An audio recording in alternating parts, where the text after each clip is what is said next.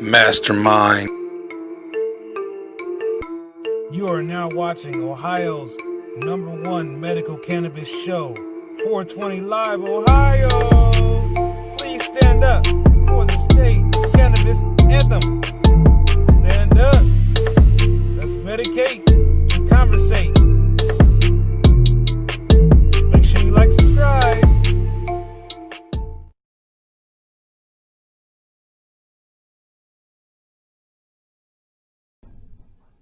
What's up, everybody? It's your boy Mastermind here with Ohio Cannabis Live. We're back for another episode of 420 Live Ohio. Welcome to the show.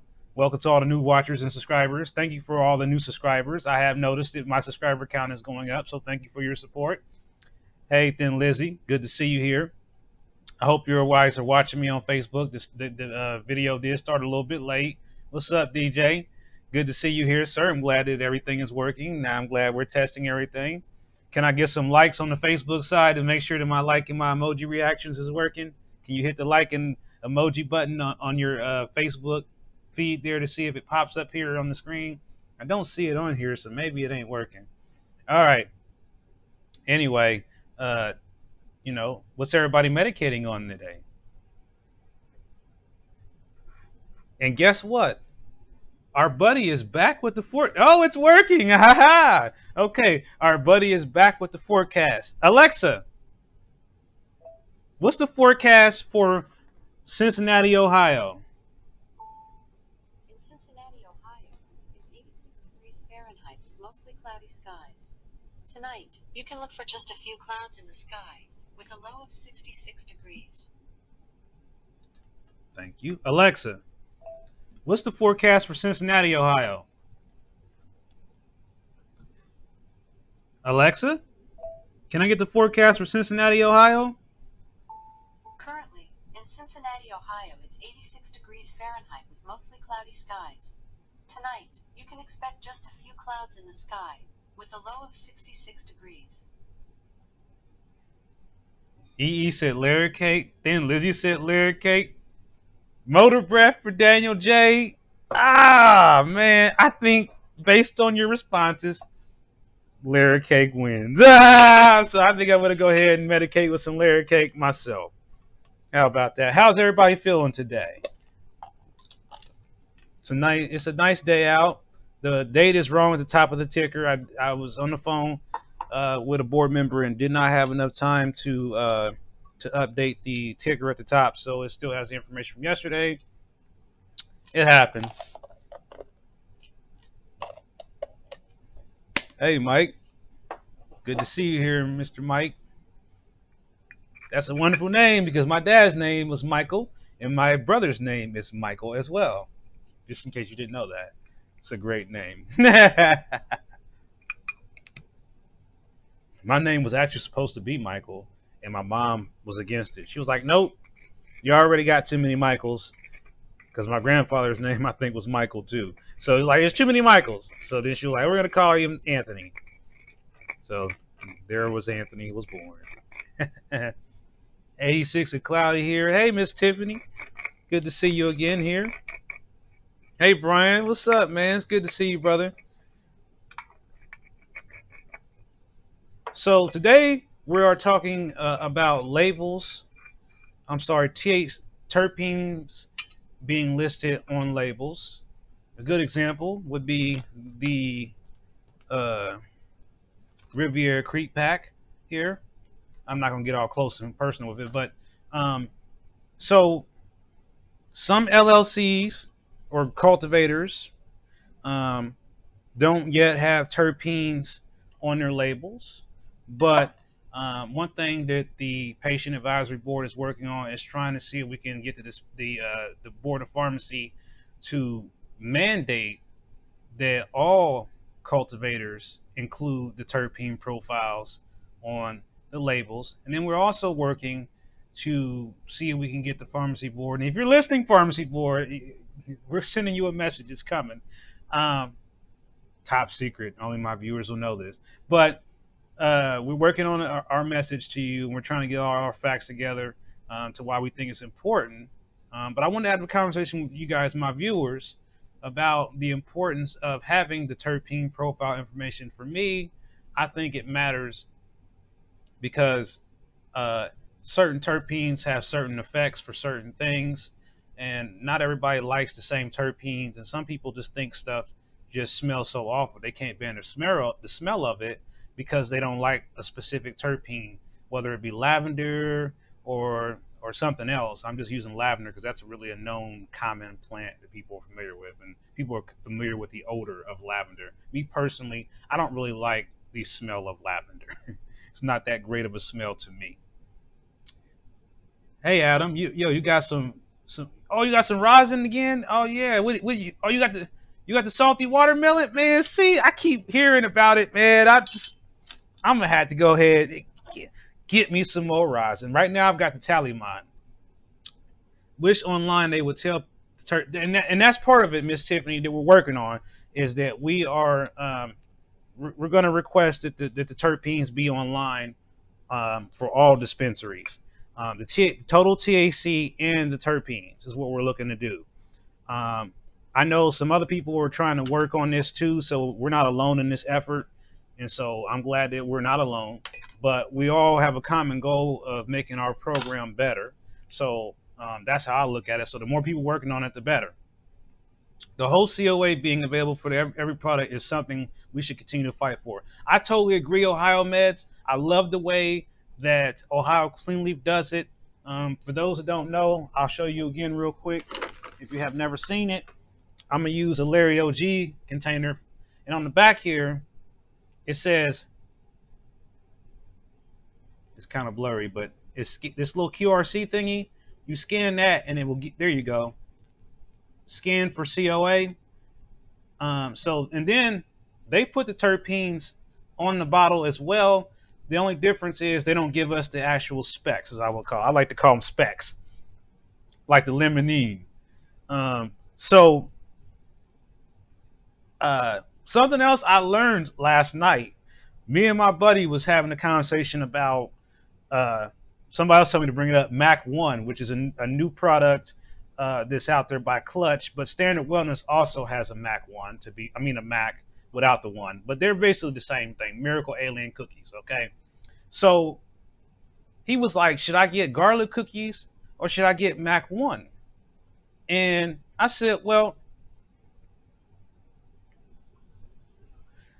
to me, we could just go on THC numbers, but let's go deeper. Let's look at terpenes because the Mac 1 terpenes, I had that information, and I also had a fresh pack of garlic cookies. And here's what we learned, guys. We found out just by looking at the terpene profiles, that there was more terpenes in general, overall, in the Mac 1 than there was terpenes in the garlic cookies. And then we also looked at previous garlic cookie labels going back about 6 months, and we found out the terpene percentages changed quite a bit. So this last batch of garlic cookies that just came out, I'm reaching for it. Where did it go?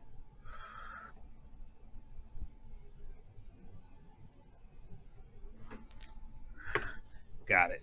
It's like, did somebody take it? Nah. So we figured out that the terpenes on this batch that is very recent, July, has less terps than, say, a previous batch from April. So I noticed it right away because of my nose. I'm like, I don't really smell the terps like on the other garlic cookies. I smell it, but it wasn't blowing my nose.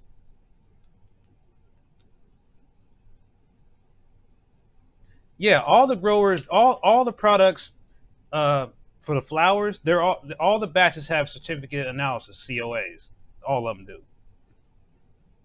They're not all available to us, but I think the solution is if you're a cultivator and you want to make it easy, like for example, Grow Ohio, if you're listening, I think your solution is real easy to do. This QRC code that's on here right now, it doesn't do anything. Make it do something. Make this QRC code go to the COA online, just like these guys. Problem solved. Don't have to worry about changing much, just changing what this QRC code is for.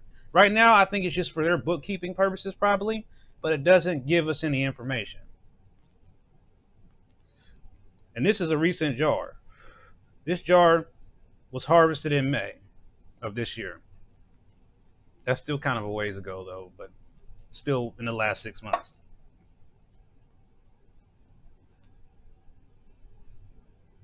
Some of those QRC codes don't actually link to anything. Well, the ones on theirs do. But the ones on theirs, from my experience, do not link to anything. I'm just trying to show y'all. But Grow Ohio, you could just make it simple by making this QRC code work. That solve your problem instantly. You're right, Miss Tiffany. Terpenes are so important. Some sativas have made me tired. Exactly. And somebody else told me, and we could talk about this too on 420 Live Ohio right now. I was told indica, hybrid, sativa, none of that shit matters. And my head went, because I'm like, what are you talking about? What? Huh? Tell me more. And as my good friend says, go on. So I was being educated by someone in the business, in the industry. It's been in it for a while. It's been from west to east. They could give me a very roundabout explanation as to why indicas, hybrids, and all that shit is just more sales myth. And I've seen it in the groups about people getting sativas and being knocked out. I had a sativa. I have a sativa right now in my possession. Oh, straight sauce, live resin, AeroPro pen. This thing make me sleepy, but it's supposed to be a sativa. It's great for pain if you haven't tried it yet, but I definitely don't feel it's a sativa. I mean, I feel more of a hybrid effect. It doesn't knock me down, but it doesn't make me want to go run a marathon either. Um, so yeah, I think terpenes matter. I think that more focus should be on terpenes and other cannabinoids like the CBGA and the CBGB and C, and also the CBDA and CBDC. There's so many other cannabinoids. All we are doing is CBD is just one other cannabinoid. So there are other cannabinoids that are not CBD that also have other medicinal benefits. And so I'm not going to sit up here and say I'm Dr. CBD or other cannabinoids, but I know we got a lot more to learn about cannabinoids before we can just say CBD, that's everything. Let me go get some CBD online and I'm good. I feel like they're not giving us the full story. I totally agree, Miss Tiffany, that CBD has helped my depression. Does anybody else feel that way? There need to be more indica flower on verdant menus, more sativas in. But like I was saying, well, let's take that out of the equation. Let's say that those three variables don't matter, Brian. Let's say we eliminate whether it's an indica, hybrid, or sativa, and let's say we eliminate what the THC number is, and we only focus on the terps. How does it smell to us? How does it taste to us? And most importantly, how does it make us feel? I don't care. To me, if I can eliminate the hybrid indica sativa thing, it might be some kind of indicator, but I think it's more of an opinion. I've had people say, I get this strain, garlic cookies, and it sends me to sleep. And then another person takes it and says, it makes me want to go and clean my yard. I mean, am I not telling the truth about that? I mean, is it really true that the sativa makes you have all this life and energy? When I hear people in this very group saying that it makes you go to sleep, I mean, I just think that it's myth. But only us as patients can debunk it. And so I think this is another survey we should be working on, Robert. I think we should have a survey.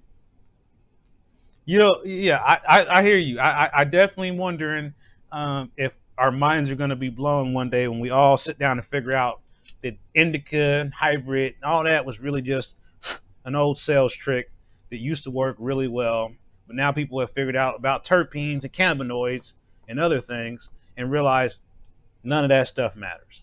Right now, I think people shop based on THC numbers. Um, for me, I was doing that at first. When I first got in the program, I'm gonna be honest, I looked for the highest THC number I could find. I am guilty as charged. But as time went on and I started to encounter things that were low, I jumped out of my comfort zone a couple times and tried 15%, 12%, 10% strains, and my mind was blown away of how good the effects were.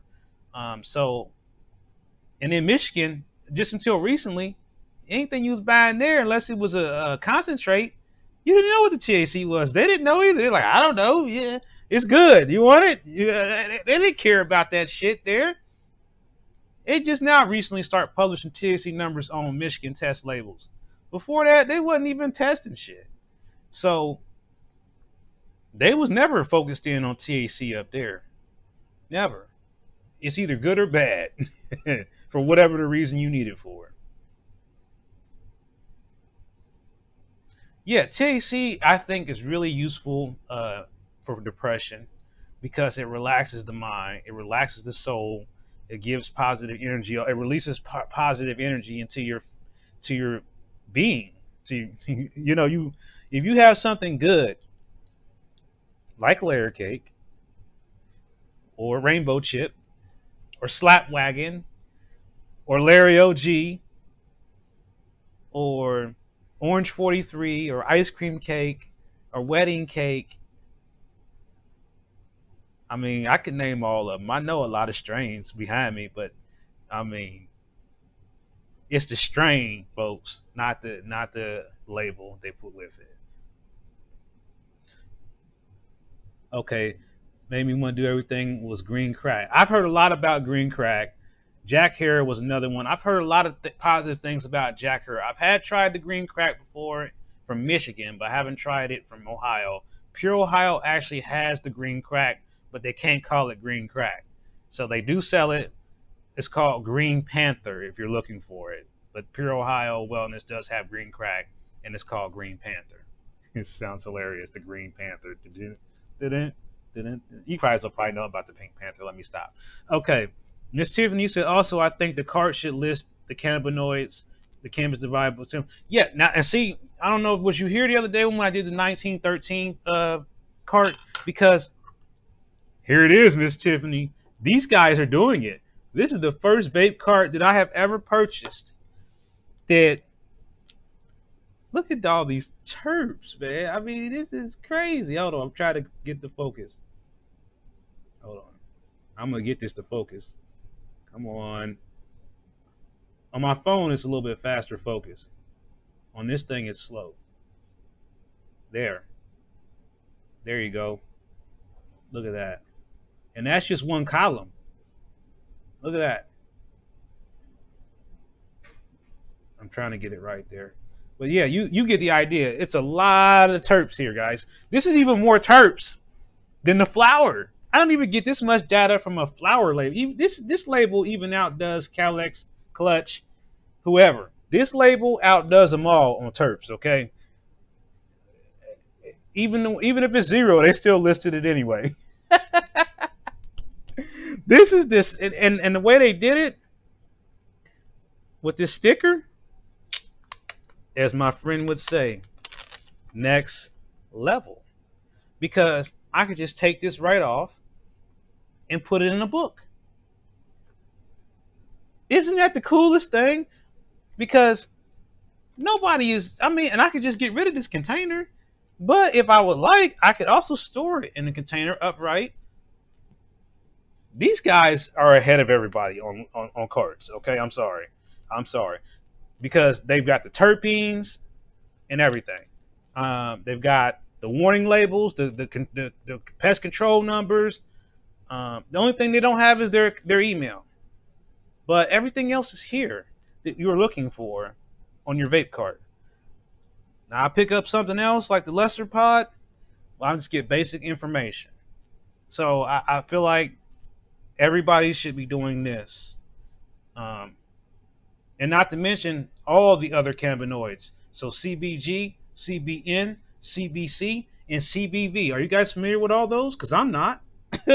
Don't let me sit up here and act like I know everything, because I don't know anything about CBV. I don't. Anybody know about CBV as in victory? I've never even heard of CBV. I'm just not learning about CBA, C, and D, or A, B, C, D. I mean E, F, G. I mean G. It's a lot to learn on these other cannabinoids. I'm telling you. Yeah, this is a.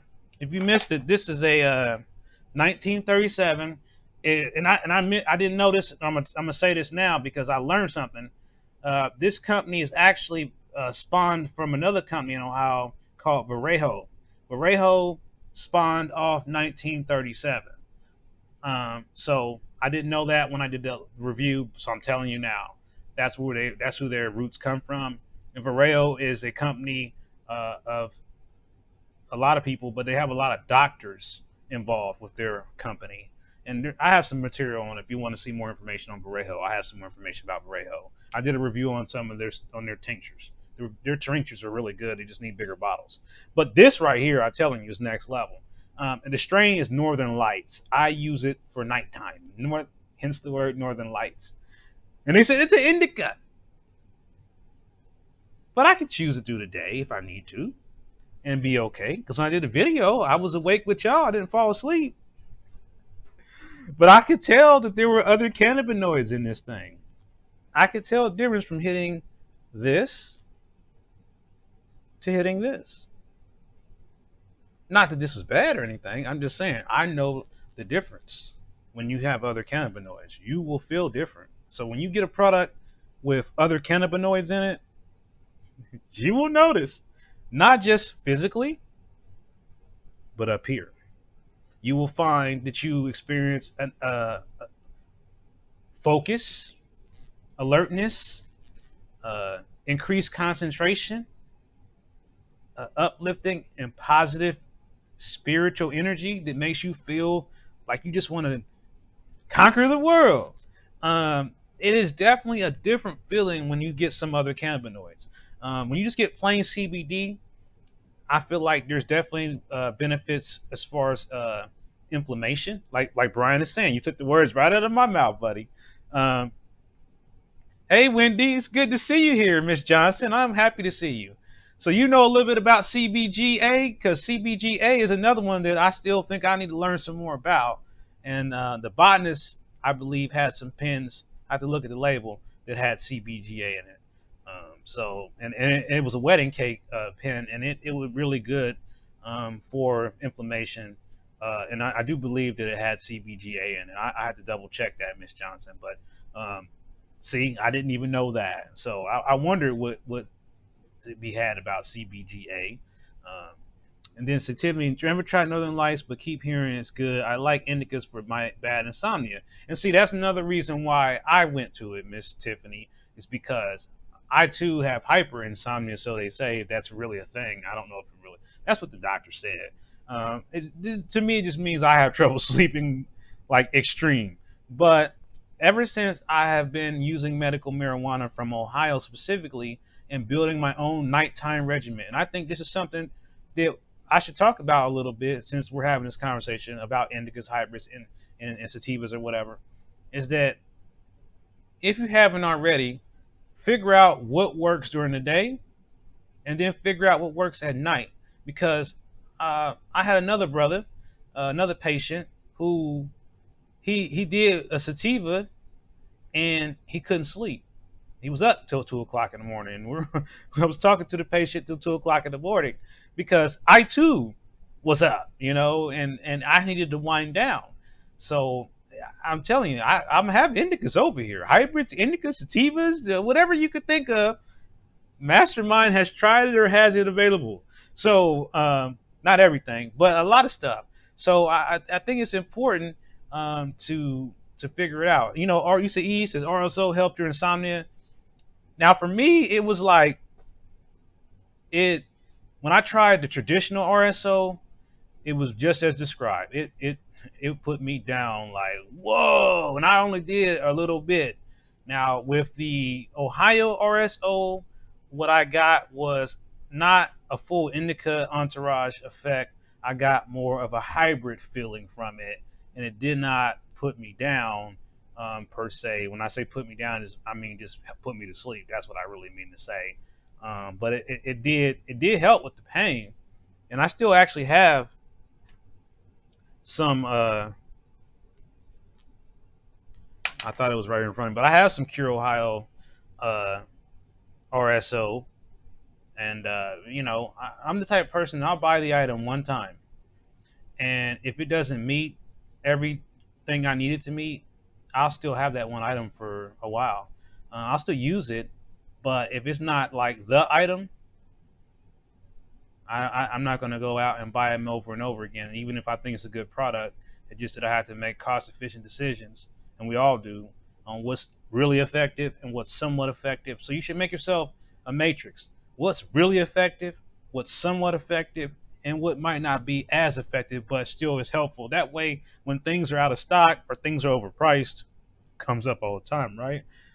You have alternative backups, things you can go to, fall back to. Like, we really love layer cake in our household, but if layer cake's not available, then what do we jump to next? Ice cream cake. If ice cream cake's not available, what do we go to next? Garlic cookies. If garlic cookies not available, what do we go to next? And so forth. So that's how I had to think about it with this program, is that things are not always going to be available to me when I want them. So it's best for me to figure out what the strategy is on what my plan A, B, C, and D is. Like I was talking about yesterday, you have a backup plan. Yeah, I vape it, and I vape it, Miss Tiffany, and it's phenomenal. If I could figure out just exactly where it was right at this moment, and I really don't know where it is. I had it here on my desk. My desk is kind of a hot mess right now, which it always is. Um, Yeah, when I find it, Miss Tiffany, I'll vape some. I did do. As a matter of fact, Miss Tiffany, I did a video on it where I actually did everything. I vaped it and I ate it, so you can see my true reactions to it in real time. So yeah, you can watch my video on the Wellsprings RSO, and in the video, like I said, I ate it and I vaped it, and I went back and I'm like, traditional alcohol made RSO is not vapable. It just not. It just tastes like garbage and it's unbearable. But you know, processed using some type of extraction method other than alcohol, like ethanol extractions or CO2s or whatever. That stuff you can vape it, and if they left the terps in it, you're going to get a full spectrum, and that's what this RSO that Well Springs has, like a more of a full spectrum. Because, like I said, when you vaporize it, you actually do taste the terpenes. If you're just ingesting it, there's nothing wrong with doing that, but you're not going to taste the terpenes. You're not gonna taste terpenes. You're gonna probably just taste RSO. It's gonna taste like a distillate.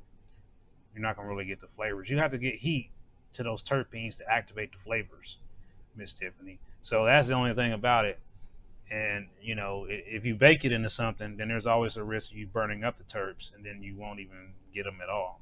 So something to consider if you try it. Like I said, definitely don't recommend vaporizing traditional made or homemade RSO.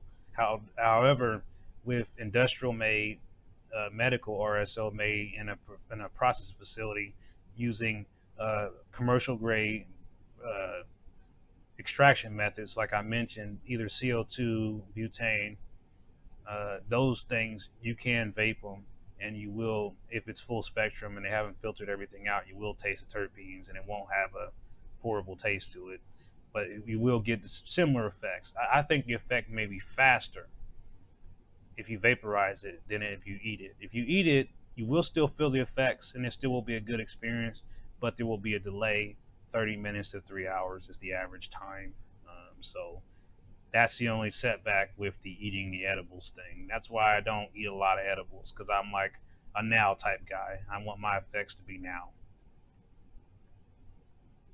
Oh, so you've had the same experience too, Adam Osborne. You have tasted the terps as well in different batches. Yeah, yeah, I understand that, and I hear you. The 20% days. This is the days to go get it, man. It's the days to go get it. When it's 20, like it is right now, Verdant 5 days of 20% on everything. That's the day to go get stuff. So you got to go on the day where it's still. Yeah, I love my gummies. I got me some gummies too, Miss Lizzie. I got my Wanna gummies, and I got my Now you guys haven't seen this. This is like the very first Buckeye Relief container when they first come out with the chocolate when it first hit the market. Now they got like this candy bar looking thing. Uh, so I got that. Uh, but when I be talking about products that I keep circling back to that I buy on a regular basis, this is a good example of one of these things that I buy on every refill period. I purchase one of these, at least one, because this is a way for me to get CBD fast in my body, and this is also a way sometimes to get THC in my body quick, because I don't want to wait, or I just don't want to, or I don't feel like vaping. Sometimes you gotta take a break from certain things, and some days I might not even use any flour. I might just use all tinctures, and maybe an edible or two, or some honey or something, to give myself a break. Because I know Miss Tiffany, I think you asked about tolerance breaks before, but I don't really do a tolerance break. I just do a break on different things. Like, I might not eat edibles for 3 weeks, and then I come back and I eat a gummy, or I make something with honey or something. I don't do everything that I have available to me in the same day. I just use everything to an acute method so that I know I don't use up everything before my days run out. I love one of blueberries. I really do. You have been eating Curo Fico daily since December until recently. I'm kind of a mess over not having something to take. It's like take its place yet. Vaping a lot more shatter and resins and rosins. Yeah, I mean, I'm telling you, if you can live off concentrates, Adam, anyone else, do it. And the reason I'm saying that is not because I'm against flower products, because I just feel like it's just in our blood. We want to have that flower experience. But, and Adam, I'm sure you can back me up on this. When you get into concentrations, and we're not talking just hitting vape pens, because that's one type of concentration. But like he's saying, rosins and resins, batters and shatters, and crumbles, oh my, you're getting a extract of the plant into a condensed concentrated form, hence the word concentrates. And when you do a concentrate, the effect is way stronger than me doing 3 or 4 rounds of this flour. I could sit here with you guys and do this flour and be, yeah, I'm feeling it. I'm feeling the effects, but I could activate I could do a dab tab or something like that over here, and boy, I'm gonna start feeling those effects a lot quicker, and they're gonna last a little bit longer. And I could just do one dab. Am I right, Adam? You do one really good dab, and you will be set for like 3 or 4 hours if it's some good stuff. Isn't that correct, Adam? Anybody else that do dabs? Am I correct on that, or am I wrong? I mean, I know I do a good dab. I'm that Drake. Yeah, I remember the first time I did one, I was like, no, I don't want no more of that, man. Hold up, man. That sucker's too strong. I refuse to use a blowtorch and all that stuff. That stuff was knocking me down, like not putting me down. It was knocking me down. Like it was so strong. It burned my throat so much. Oh yeah, CBD drops. They taste horrible though, don't they, Miss Tiffany? Dabs make me sleepy. What's up, Father Time? Love the name. Father 24/7. You said love dads with a torch. Yeah. So you don't have an email, Robert? Hello. I feel that it'll burn myself with the torch. I just use my Yo Can Evolve. I feel you, Miss Tiffany.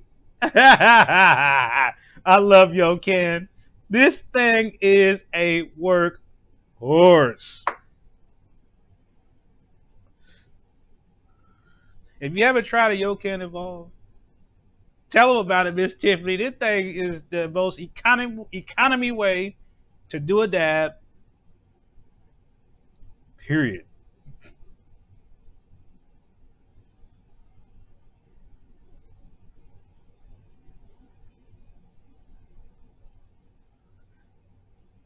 Another thing about rigs, breaking them, knocking them over. The Puffco. Did you have the one where you could put the water in it, Robert? Yeah. I tried it without no water. It wasn't that great to me. I had tried the volcano. Have anybody tried that? Oh, yours isn't. Oh, you don't. Yours doesn't do the water, Robert. Oh, it's the Puffco pin. Well, I haven't tried that. How is that?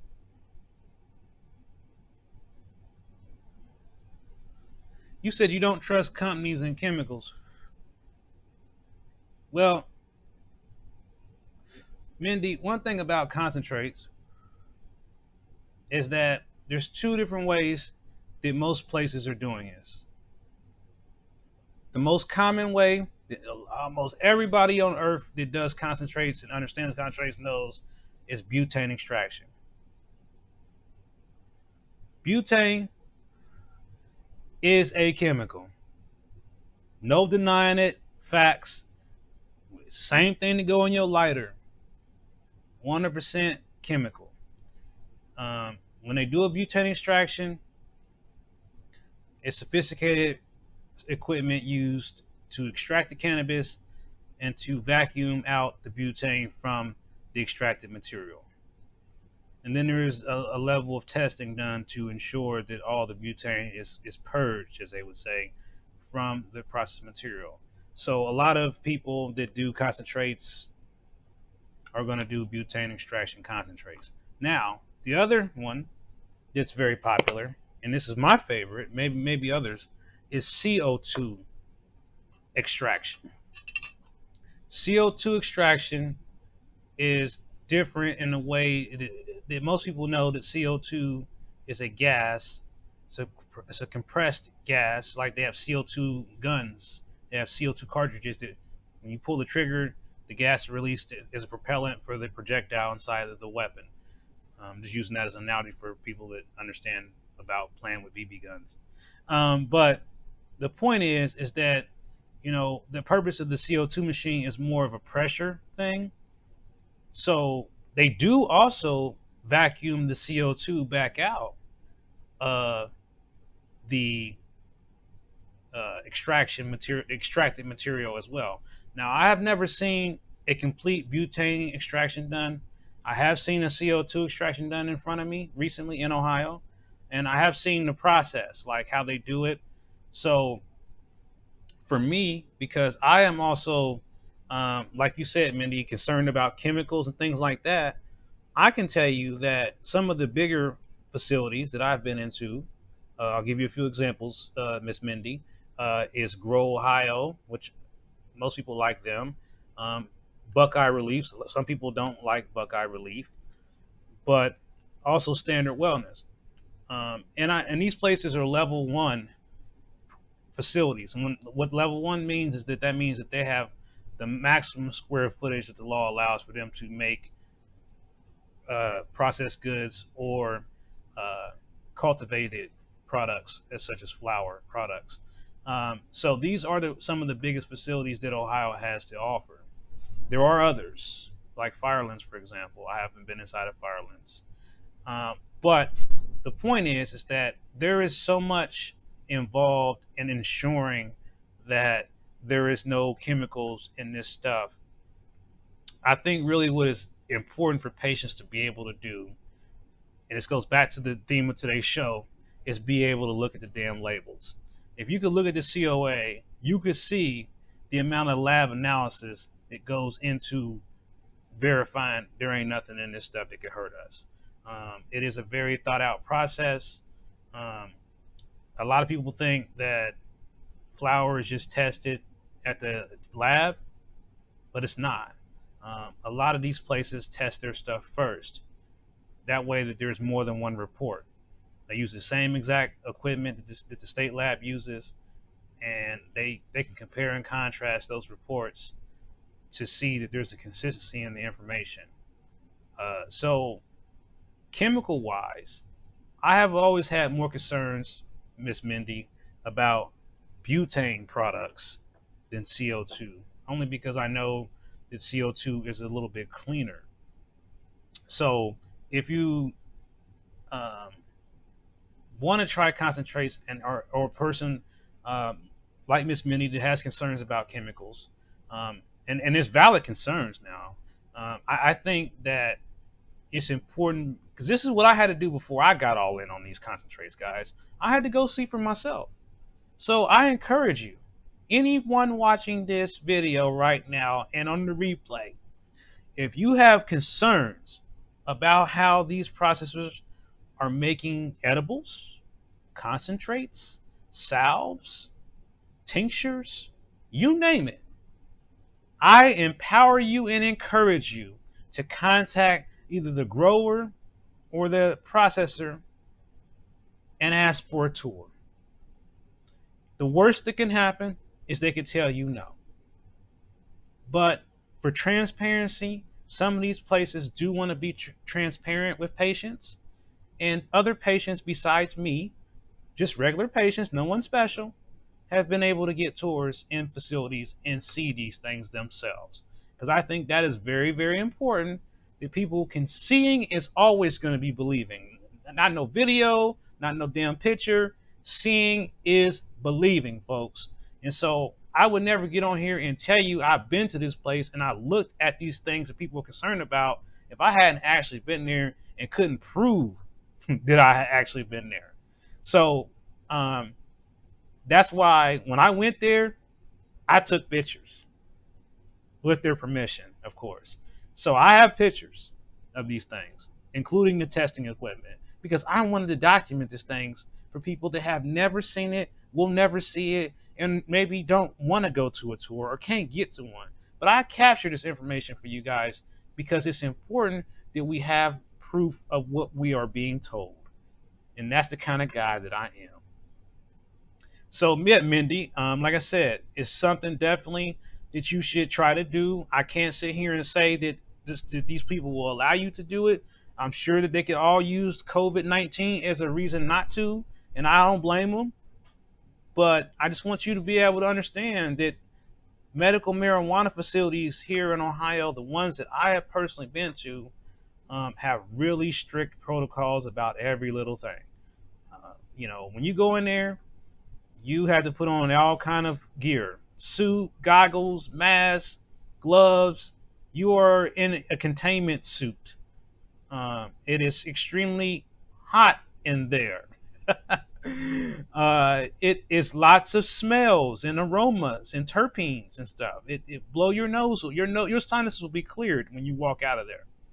Um, so it's definitely an experience that if they can't allow patients to come there, I think what we should also consider asking for, here's an idea, LLC owners, virtual tours, where people can click on a video and hear your processing team talk about what you do and show us what you do without disclosing any of your proprietary secrets that may compromise your ability to be competitive in the market, but at least to show us, generally speaking, how you make an oil pen, how you make some rosin, how you make, because rosin is really mostly done with no chemicals, Miss Mindy. Rosin is solventless.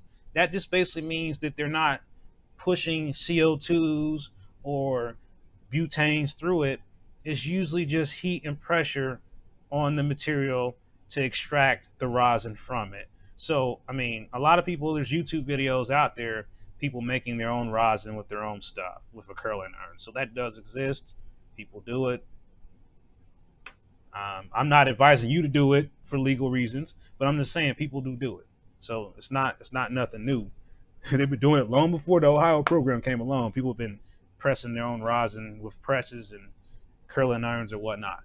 So, that's something else I think the pharmacy board should also look at is, patients have to figure out what works for them.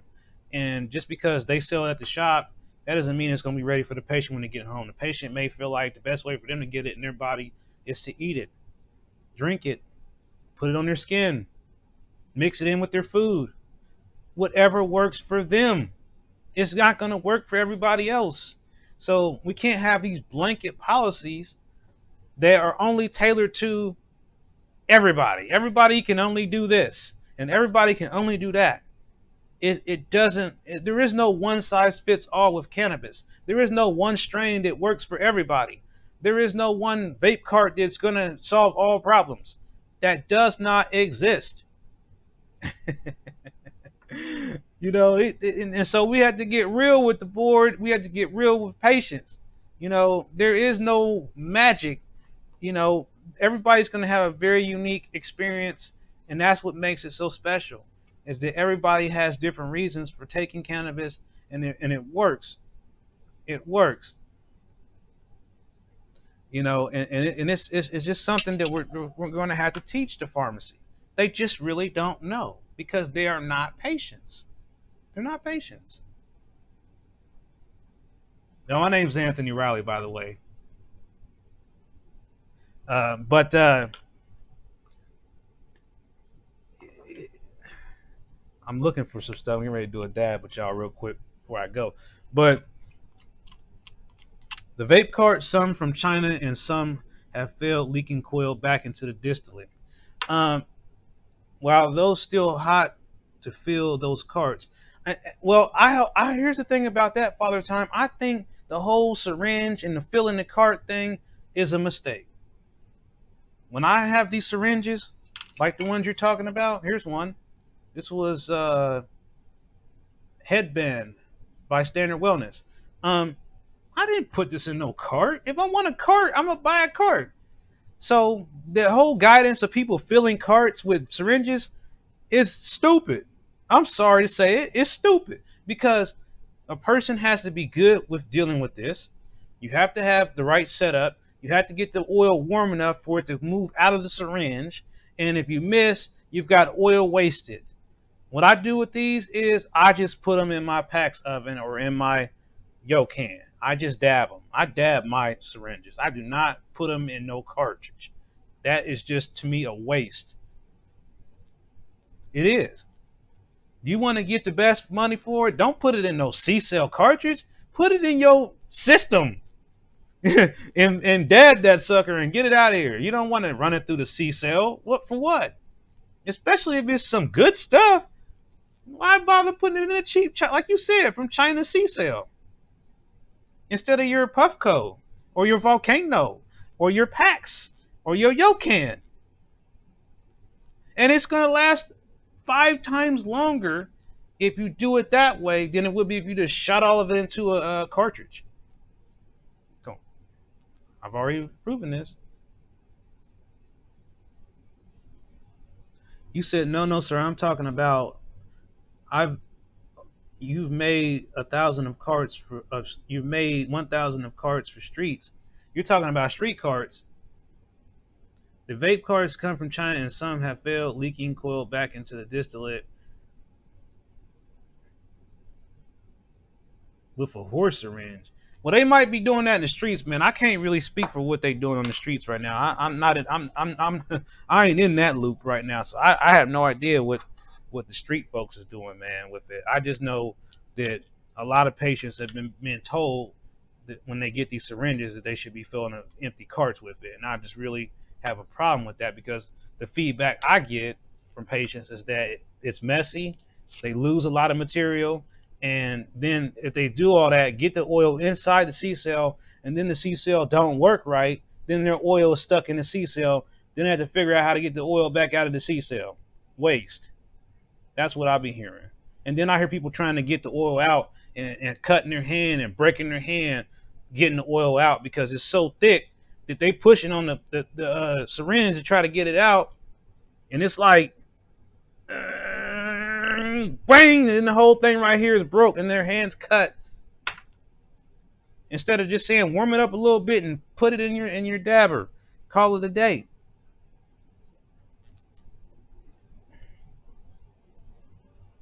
What I had, hey, it's all good, Adam. No worries. We're all good.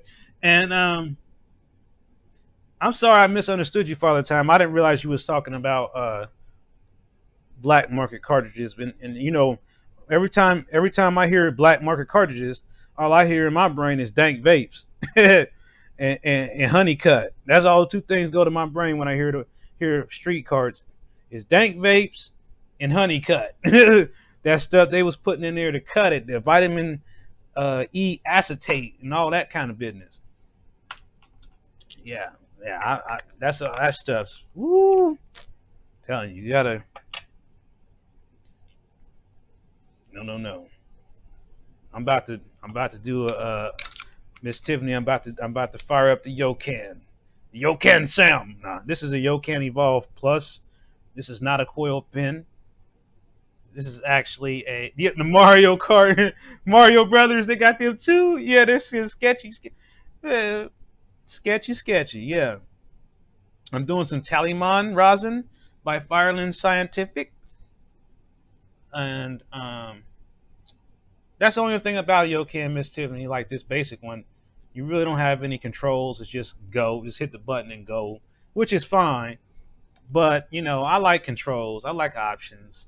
So I seen somebody had like a basically it was a empty vape cartridge thingy, but it wasn't for the oil. It was for the concentrates, like what I got here now, and you could just screw it onto a battery, and it was similar to like doing a dab on the go, but to me it still had that burnt taste.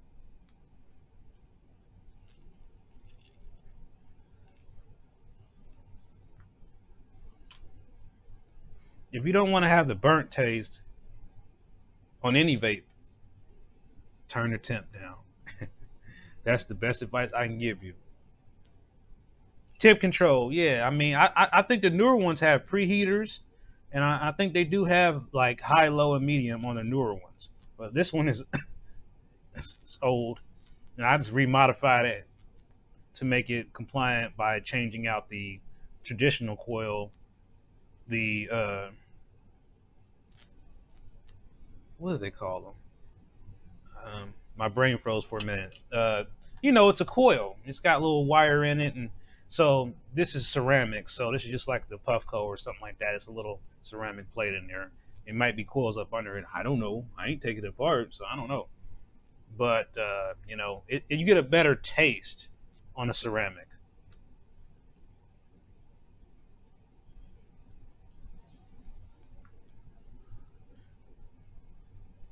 Oh, you mean those little like I don't have one in front of me, but you're just talking about the little generic one hit batteries where it has no controls on it. Is that what you're talking about, Father Time? Because at first I didn't like them either, but I found out there are a couple of them that are actually pretty good.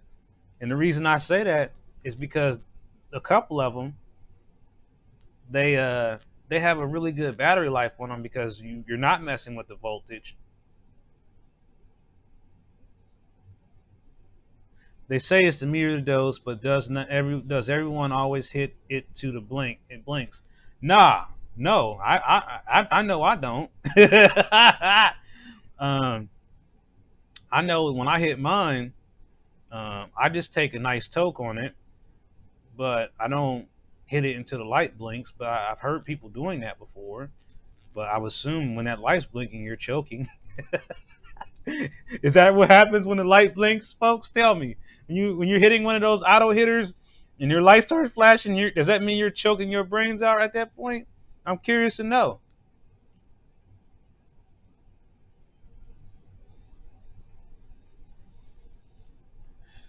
Big dab, guys. Whew, that Taliban, man, it is strong. Yeah. Whoa. See, it's just crazy that they need to meter the dose, but how long is the draw? Well, as I had said, I've been talking to some people about this, Father Time, is that controlling the dose that they're thinking is not really accurate. If you want to control the dose, you need to be able to adjust the damn dose. You can't tell everybody, you can't say that everybody's dosing rate is 3.3 volts. So everybody buying a pen from the program is dosing at 3.3 volts. When you have another patient that doses at 3.8 volts, another patient that doses at 4.3 volts, and then another guy or lady who doses at 4.8 volts, which is as high as this one goes.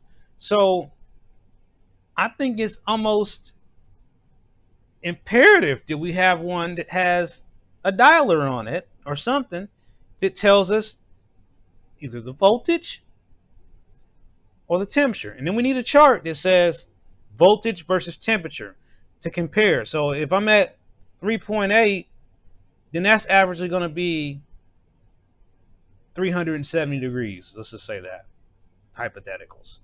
And so I can know, just like I do with my packs. On my packs, I can turn the temperature to a certain temperature. And that's what I do. When I put this on 2 bars, it goes to 370 uh, degrees. And so as long as it's at that temperature, when I do my flowers, no coughing and no throat burning. And it still vaporizes the flower, and it still is enough heat to activate the terpenes. And my hits last longer. As you have seen in a lot of my videos, I just be sitting here hitting the same thing for quite some time. So the voltage and the temperature matters, whether it's concentrate or whether it's flowers. It does actually make a difference if you're trying not to burn your throat and you don't want to cough your brains out. It actually absolutely positively matters. So that's something we have to look at. On the back of mine, it said 8 milligram dose with 43.6 doses. And so, in looking at that, they're basically saying we're only gonna let you burn up this much oil per hit. And that's their concept of dosing. So it doesn't matter whether that's a smooth hit or a harsh hit, they're saying it's only gonna burn this much oil at this much time when you take the hit. And to me, that's not helping the patient, because where is the science in determining that each patient needs 43.6 doses in one? There might be a patient that only needs 10 doses. He only needs to hit it 10 times for the day, and he's done with it for the whole day. Maybe he goes in lunch in the morning and hits it 10 times.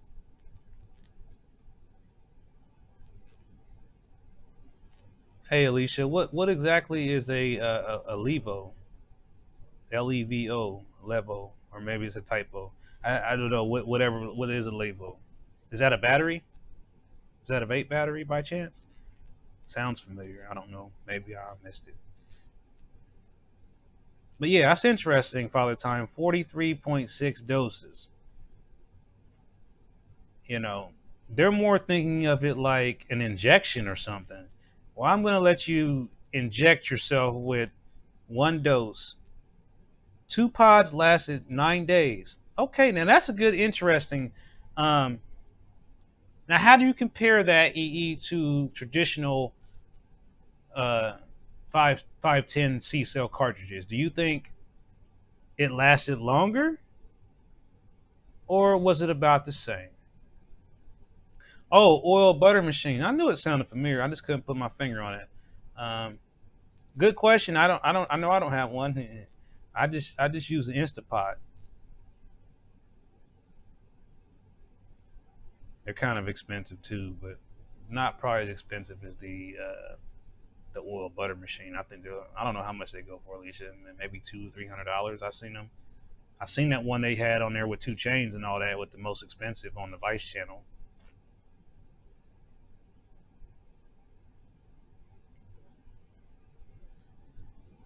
And now you're trying to make me hungry. What's everybody having for dinner?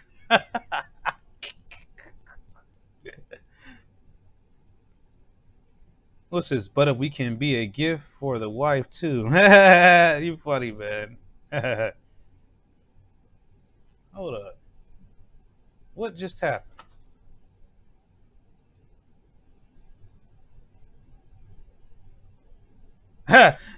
My computer went on standby. Are y'all still there? That was crazy. Never had that happen before. It's just like all my screens went blank. I'm like, oh snap. Oh, you're still there. Oh, DIY rodeo burgers and mac and cheese. Yummy. That sounds good. Yeah, man, I've never seen a computer go on standby in the middle of a live session, but it did it. It sure did do it. I don't know why. Don't ask me. It's crazy. But it's all keto. Okay. Ohio Med says, haha.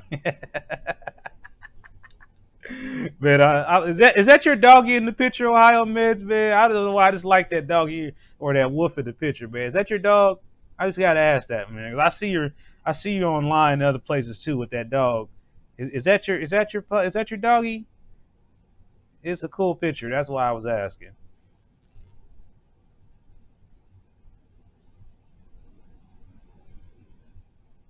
Man, I don't know what I'm having for dinner today. I really don't remember. I forgot. That's what happens sometimes when you got so much going on.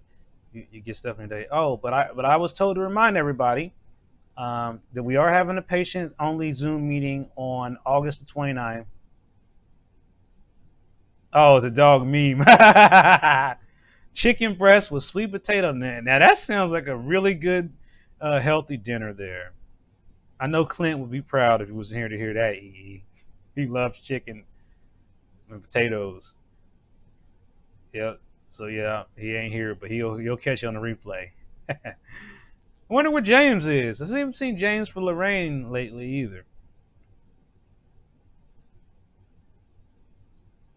I've been thinking about picking up Shake. Anyone have any experience with this? Uh, well, I can give you a little bit of insight. As far as I've had the Cresco Shake and the Ascension Shake. I know that Firelands had some Shake, and I know Mex County also had some Shake. I didn't hear good things about the Mex County Shake, honestly. Um, I the Ascension Shake. Uh, it wasn't all that great on the smells, on the terps, maybe on the effects. On one of them, it was pretty good. Um, Quality shake, I would say that Cresco shake looked better. It had a lot of terps to it. It was very uniform in appearance. I think there's a video of the Soj on my YouTube channel. So if you want to go back and look at the reviews, I don't think I'm saying anything about it. I think I'm just showing it to you in a video. And there's also, I believe, a picture of it on my Instagram too. But Cresco to me had the more what I would call refined shake. It was almost like a keef, and maybe there was some keef in it too as well. But it was I had a couple different ones. I had Gorilla Glue number four, Bio J, um, So J, and 707 headband. I tried all those, and the Soj was the sativa one. Here we go with that stuff. But it was the terps on it were just eyes watering. Think Orange 43, but stronger. Bio J, that was okay. My girlfriend thought she really liked it. It wasn't all that for me. I really liked the 707 headband. That one was good. Ascension wise, we tried Inferno Kush and Grape Stomper. The Inferno Kush was testing at 26%. I think that was the only shake I had seen that tested that high. And when I actually tried it, I actually believed that it was 26%. It actually had a really good Kush effect, meaning that it had a very relaxing and, as we would say, indica type effect. Miss Tiffany, you said you tried to buy. Oh yeah, Riviera Creek. I think they did have some shake. They yeah, you're right. You're right. They do have some shake in half ounces. So Riviera Creek had the garlic cookies trim. They had the trim. Now, the trim is not the shake. That trim is like just what it sounds like. Somebody just trimmed up some leaves. So I don't really, I can't really recommend the trim. I could say yeah to the shake, but the trim, I would say no. That's just my preference, my own opinion. It depends on what you plan on doing with it. How about that? I'm gonna just say that. I'm gonna leave it at that. But I would much rather, if I'm gonna get shake, I want it to be something that is a strain I'm familiar with, decent THC terpene profile, and obviously, less than $100 for a half ounce. That's where I'm at on it. So if you're still looking at shake, make sure it's under $100 for a half ounce, or don't buy it. That's my advice. Just tried the salty watermelon rosin, and it's pretty good. Such a nice quality and taste. Have difference after having a lot of standard shatter lately. Well, you seem to be the expert on the standard wellness shatter. I haven't really been doing any of their shatter. I'm more into their live resin. So I really can't. I've only the only shatter I tried was the Mastermind shatter, and it was good. But again, for me, shatter just it's not about the processor. It's more about the shatter itself. I just feel like it's a messy product to work with. If you don't have it in a good temperature controlled environment, it'll get messy and gooey on you real quick and in a hurry. You have to be really good at handling the shatter. So you sound like you are good handling shatter. So you probably have a little refrigerator for yours and everything. That's really what the most of the big shatter dogs do. They got a whole little thing for their shatter to keep it cold so that it doesn't goo up on them. That's the way you keep it from gooing up on you. So um, that's why I like rosins and resins, because they don't they don't get all runny on you or messy on you, and usually they're pretty thick, chunky, so it's a little bit easier for you to dose it. That's how I look at it.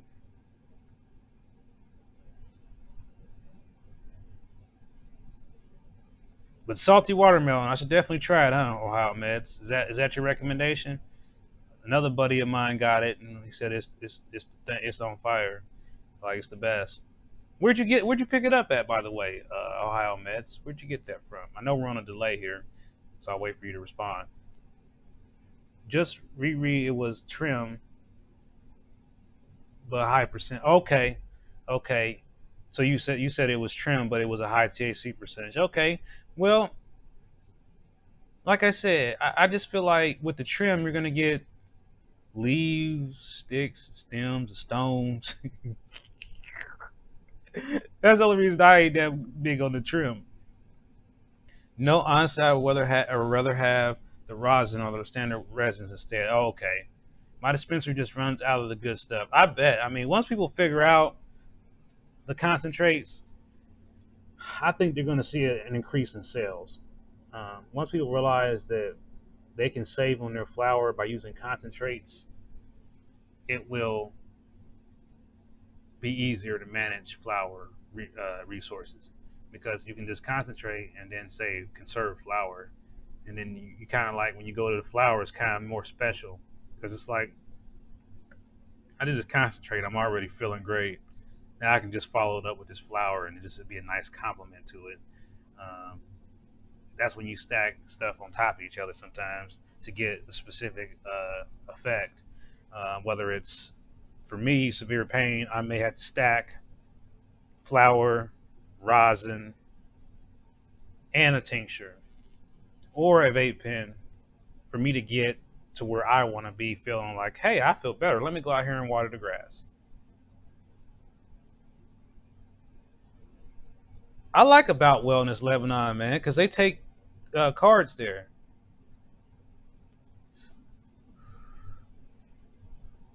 Yeah, they have great customer service at About Wellness in Lebanon, and I have driven all the way from Columbus just to go do business with them because of the customer service and the experience I've had there. Some dispensaries I drive an hour and 30 minutes to go to because of the products that they have and the experience that they provide, and that's what you want. I mean, you want to go places because of the experience and the availability of products. So I think that's something that we're going to work on in our advisory board is, access and just giving people uh, experience on how to get better deals. We want to get people to get better deals all the time. I want to see people say, hey, these prices are finally actually getting reasonable. I want to hear that from my cannabis community in Ohio. And I know we're not there. In some areas, if you live in Springfield, you can go get an ounce for under $200 every day of the week. But if you live 2 hours away, you don't have that benefit. But you should. Everybody should be able to get an ounce for less than $200 every day of the week, regardless of where you live at. So I think patient access is a big deal. And I'm going to fight for it. And I think there are a lot of people that are going to join me. And we're going to do this. We're not going to just send a bunch of emails and ask people to do stuff. We're going to bring up the research and the facts and do all the labor and all the hard work to make sure we can justify what we're asking for. And we're going to offer real solutions that make sense, that are just not radical ideas. We're going to be reasonable about these things. So make sure you RSVP for the patient meeting on the 29th at 4:20, on August 29th at 4:20. It is going across the bottom of the screen there. It might be kind of hard to read with the weed leaves falling through there. Sorry about that. I'll change that. I'll put a banner behind it so you can actually read that better.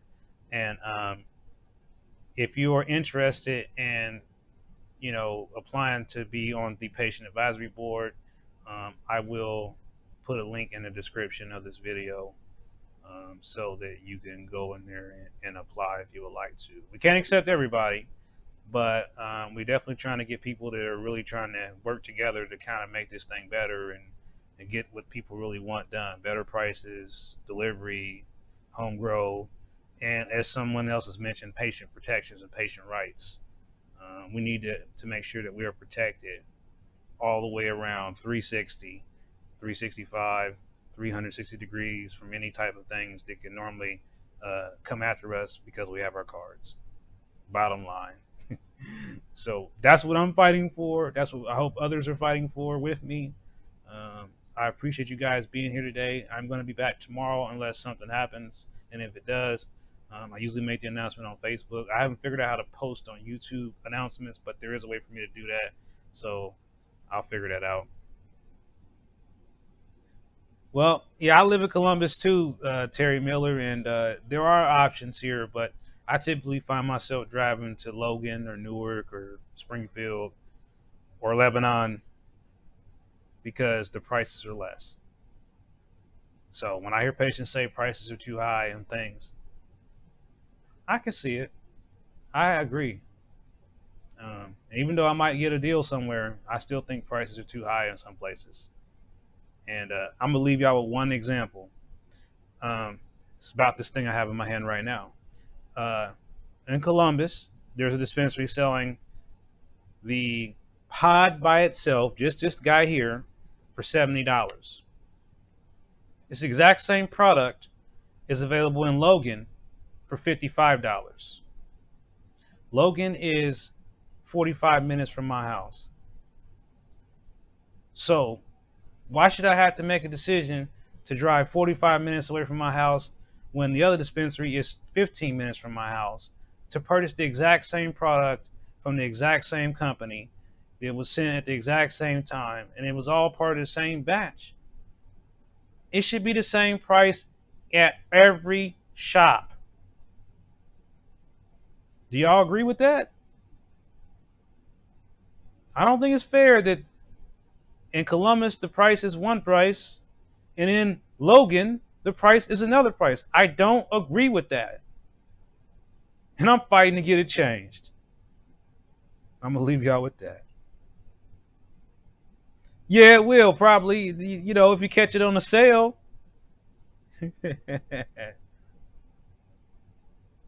Yeah, I was at Verdant too, Miss Tiffany. I stay shopping in Strawberry Fields. Hey, Agent 024, I love the name. I love the name. I really I like Strawberry Fields, but sometimes they don't have what I need. Yeah, so you understand what I'm saying, Adam? Because I think that you know some people just physically cannot drive the 45-minute drive. I might be able to sell it to you on the scenery and how relaxing it is, but maybe you have kids, maybe you work, maybe you have physical limitations that prevent you from going that far away from your comfort zone. And I respect that, folks. So that's why I want to fight for fair pricing across the state. And when I mean that, it's the same thing. When I buy a 99-cent French fry at Wendy's, it's 99 cents in every Wendy's in the state of Ohio. If I buy the Big Mac for $1.99, it's the same $1.99 anywhere in the state of Ohio. So it shouldn't be no different. If I buy a PlayStation anywhere in the state of Ohio, it's brand new one. It's gonna be the same price at Walmart, at Target. They're not. It's the same. Yeah, it's the exact same item from the exact same manufacturer. So that's something that we're gonna have to deal with because that will help the price problem. Yeah, pharmacy prices they can vary on some things, but the variance is usually what, $1, $2. We're talking $15, $20 difference though, plus tax, plus the tax, and the tax is not the same in every jurisdiction either. Something else I learned in traveling to all these different places is that some places have different tax rates. It's not consistent. Oh, okay, my bad. Nah, I mean, if you're looking at if you're referring to what type of products are you referring to, Robert? Like as far as when you say 50 to 100, I mean, are you talking about like pharmaceutical prescriptions, or are we talking more like over the counter stuff? Just to make sure I understand what you're telling us. And layer cake's kicking in now, guys.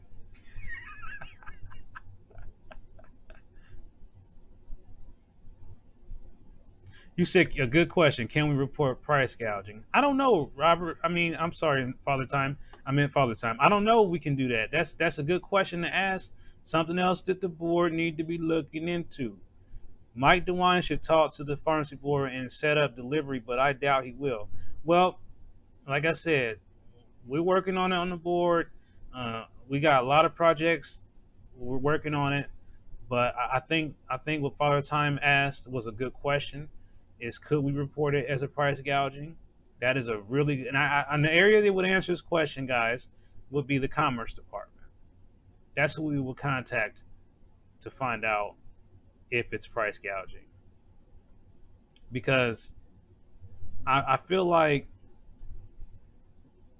as Robert says, there could be a variance, but I would like to see the same price. I mean, we're just looking at product to product. If we're looking at food versus cannabis, I mean, I don't even put medical marijuana in the same field as pharmaceuticals or vitamins and things. And the simple reason is because it's a plant, for one, and then we're making things with the plant. And these are all various products, and they're all handled differently. So when we look at if I get a pack of Wonder gummies in Columbus and they're $45 out the door, then I go to Springfield and I want a pack of Wonder gummies, and it's the same dispensary, and it's the same Wonder gummies. I should be able to get it for $45 at that one. So I give you another example. So we're gonna use Wonder gummies. Okay, the Wonder gummies in Columbus is $55. I'm just using this hypothetical. That is not the price. But let's just say that this is $55 in Columbus, but then I go to Springfield to the exact same dispensary chain, and they're selling it for 45. But it's the exact same thing. That don't make sense to me. I could see one dispensary selling it cheaper than the other. That's the Home Depot versus Lowe's. But the same dispensary selling the same product at two different price points and they not even 200 miles apart from each other?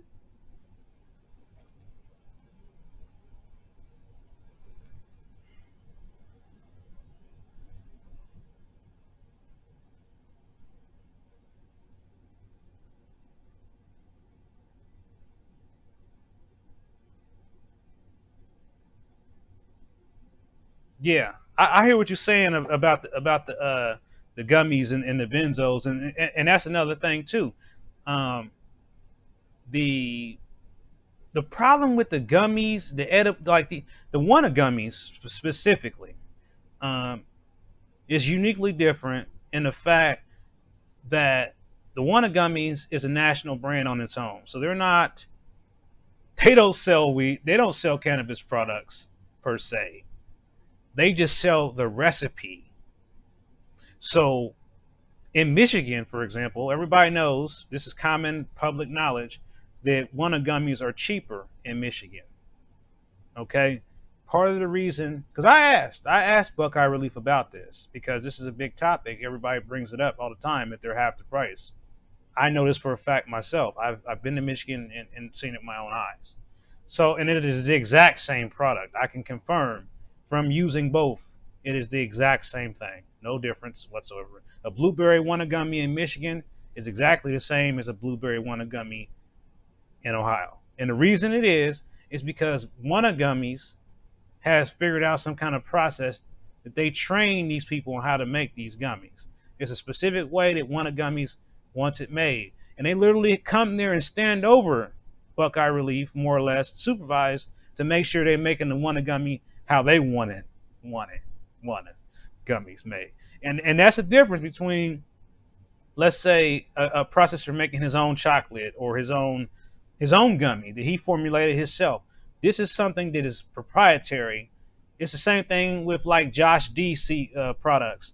That's a guy selling his brand and his seed, and then saying this is how Josh D wants his stuff. Willie Nelson's doing a similar thing with his name and his brand, where he wants his stuff grown how Willie Nelson grows it, and that represents it to be his official brand and his strain and whatnot.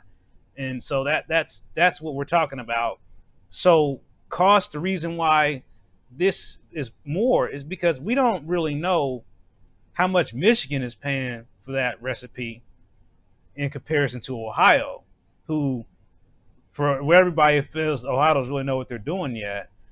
So I totally believe that they're overcharging all of us. They're overcharging Buckeye Relief. They're overcharging us. We're all eating the cost on top of whatever they cost them to make it. So we're eating whatever one gummy wants to charge for it, and then whatever it costs Buckeye Relief to make it, how one gummy wants it made, and then the cost to get it out there and actually make anything off of it. How much money can you really honestly make off some damn gummies? Off one pack, 1,000 packs. I mean, really, by the time you look at the licensing fees for the one gummies, the workers that put the gummies in the pack, all the equipment you need to make the one gummy, what are they making? $2, $3 off $50? I don't see how they can even make money at that price because of all that's involved and all I've seen how they make them. It is not something you could do at the house. It's a special machine and everything they got that makes those gummies. Other gummies is made with molds. It's much easier to do. But this is different because it's how one gummy wants to do it. And that's where the extra money is involved. Now, what Michigan may have done, they may have negotiated a different deal. And they may have more equipment, or may have a different process that allows them to do it cheaper. But everything's always going to be cheaper there because their program's been open for 10 years. We got a long way to go to catch up with them on prices. But we're not that far. If you look at them, if you go look on the menu on Weed Maps, it's hard. It's hard, you know. And then now with the recreational, which is expensive, taxes and all, it's no deal.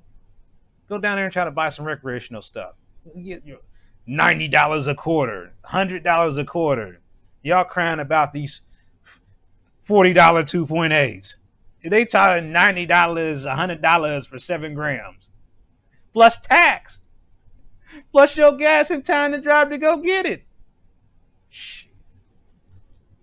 The same goes for Tyson when has contract farmers raise chickens for them. It has to be their specific rule. Okay, so you understand what I'm saying, and that's why you'll buy some chicken product like he's talking about, and it don't even say Tyson on it. It might say something else, but they're buying Tyson chicken, so they're charging more, and they're making it like it's their premium brand, but it's still Tyson chicken though. Does that make sense, Robert? Is that's a good way to look at it? So it's all how they do this sales with these recipes and these franchisees. So you're gonna come out cheaper. It's like right now, it's some fireling gummies out there. Get this, folks. It's only $25 for a 110 milligram pack. There's your Detroit stuff right there. And Firelings, they make good stuff. Now, let's just be real. Firelings can make some good stuff. So when I was told they had a pack of gummies, this $25 regular price, not on sale, for a 110 milligram pack one day, I'm buying them suckers, and we're gonna do a review on them. As soon as my day is reset, I'm getting some Fireland Scientific gummies. Has anyone else tried them? At $25 a pack? Regular price? Or if you got discounts on top of that? Whoa, we're talking under $20 for some gummies now.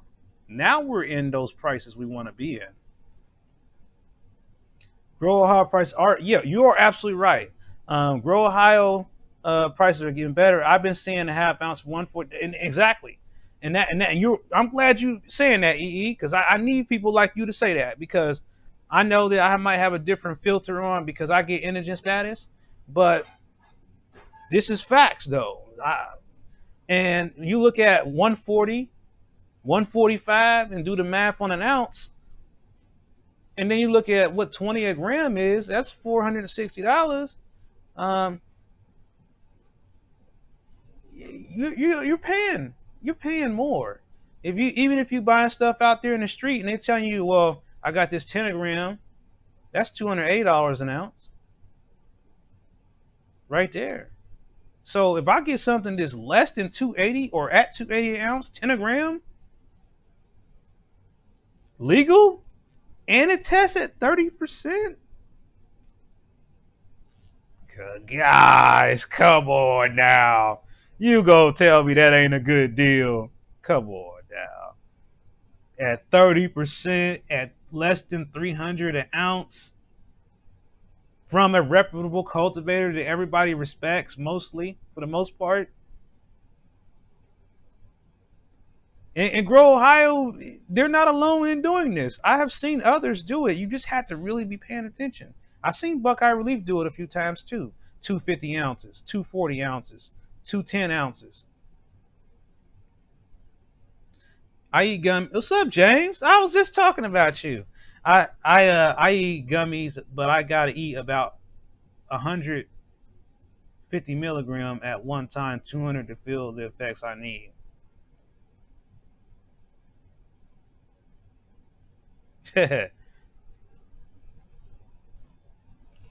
So yeah, you said yeah, growing stuff yourself is certainly not a bad option, because I grow my own vegetables. I told you guys that, so I'm into growing my own stuff. So as far as vegetables goes, not growing, I know I am no cannabis cultivator. I have no knowledge of how to do it or what to do or anything like that. Not my area, but um, I've seen enough people home grow to know that it's not anything wrong with it. I don't have anything against it at all. Uh, but when I know what medical grow looks like, there's no comparison, because you only can have so much space to grow something in your home grow. And when you're in medical, you have to grow industrial amounts. So you have to grow a lot more stuff. There is massive water filtration systems. It would be like the size of your whole house in one room.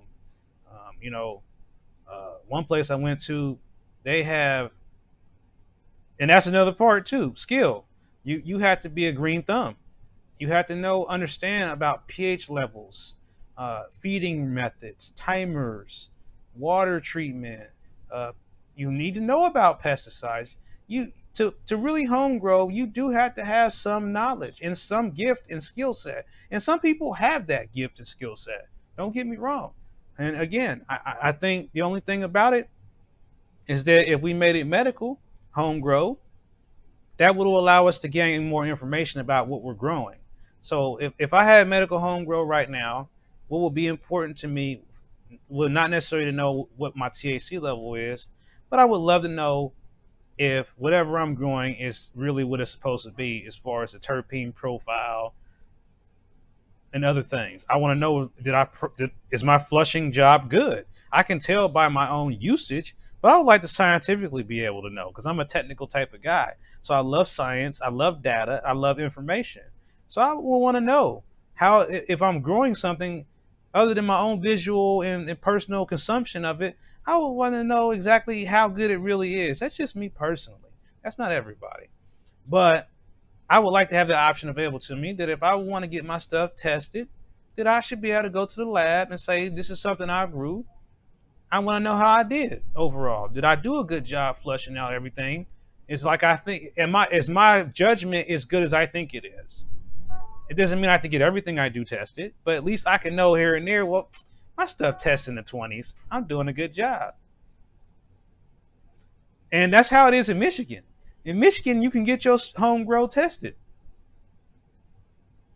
You got to pay for it, but it's not the end of, it's not a crazy amount of money. I think it's like $100. You don't get nothing back. Um, and people, when you get stuff tested, you don't get it back. It's gone. So when you want something tested, you got to be able to be comfortable with losing it. So usually, you might give them a quarter or something if you want to get a good spectrum of what your stuff is hitting at. You got to burn up. Give them a quarter to burn up. So not everybody wants to just give away 7 grams of their home grow. So it's a lot. It's a lot of information to learn about it, and we will get there. We will, believe it, and I think it'll be great because then we can all learn a lot, and I look forward to that happening. What do our labs do with the material they test? Oh, well, when you test it, it destroys it. And let me just explain to you what I know about that. Again, I disclaimer: I don't work in no lab. I've never been to the state lab, but I have seen the test and how it works. And so basically is very similar to what they do with blood work, but you have a machine and you take the flower material and you put it in what's similar to, like, I'm going to say it's not, this is not what the solution is. I'm just telling you a made up thing just so you can understand, like a saline type solution. Okay. And so the material is toast at that point because as soon as the material hits the saline solution, it's no longer something you can use yourself. Okay. And then you have in one machine maybe 200 of those samples. And the samples are basically just the ground up plant material itself in its rawest form. So, you know, it would be like taking some of this keef and putting it in a little tiny vial,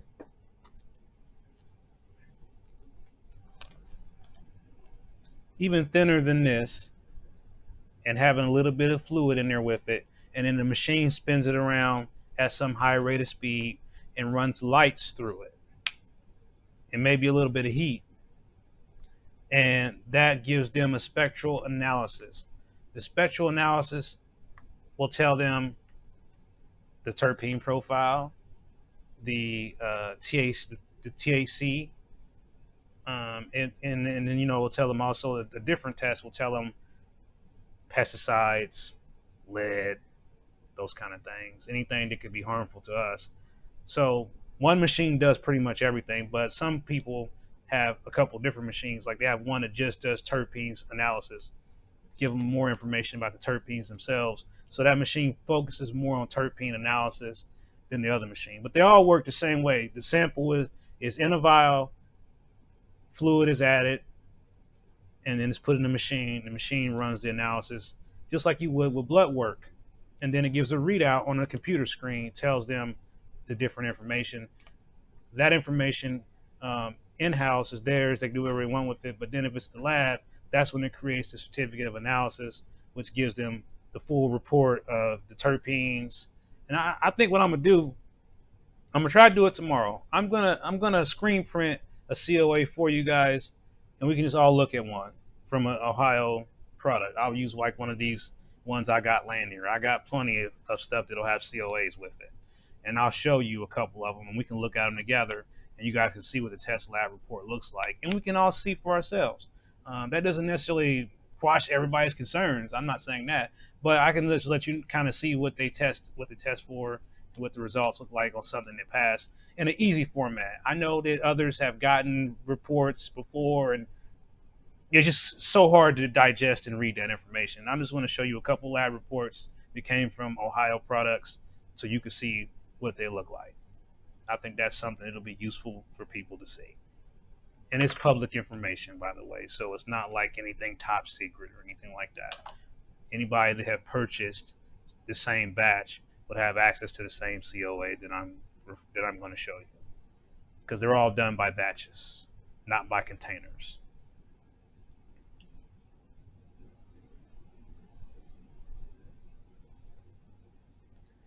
All right, guys. Well, we went a little longer than normal, but it's been a great conversation today. I will be back tomorrow. Like I said, if I don't mention the COAs, remind me.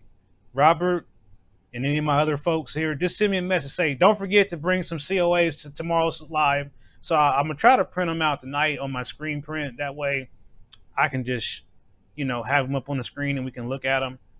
And, you know, I could even show you guys, actually, you know what?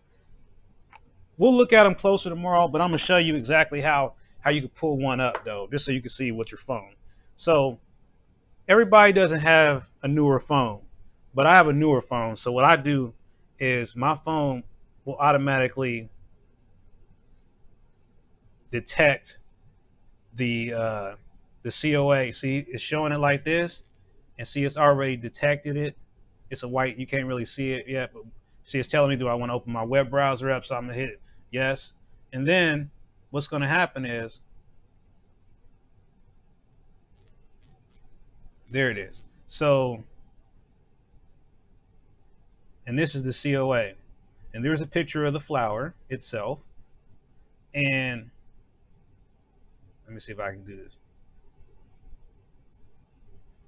And there's some of the information. Now I'm not going to show you the whole thing because it'll be better when I show you on a computer screen. But see, there's the matter of fact. This is something I want to show you guys. See the foreign matter, heavy metals, microbials, and mycotoxins or whatever. Now every cultivator in Ohio got these reports.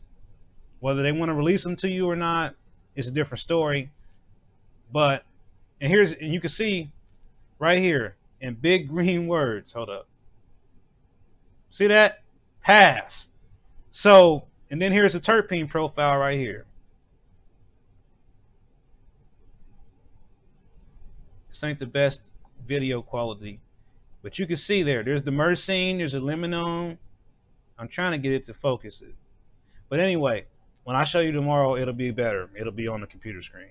But and we'll go through each section together. That's what we're gonna do for tomorrow's show. It's settled. And we will look at this testing thing and we'll talk more about it tomorrow. That's the plan.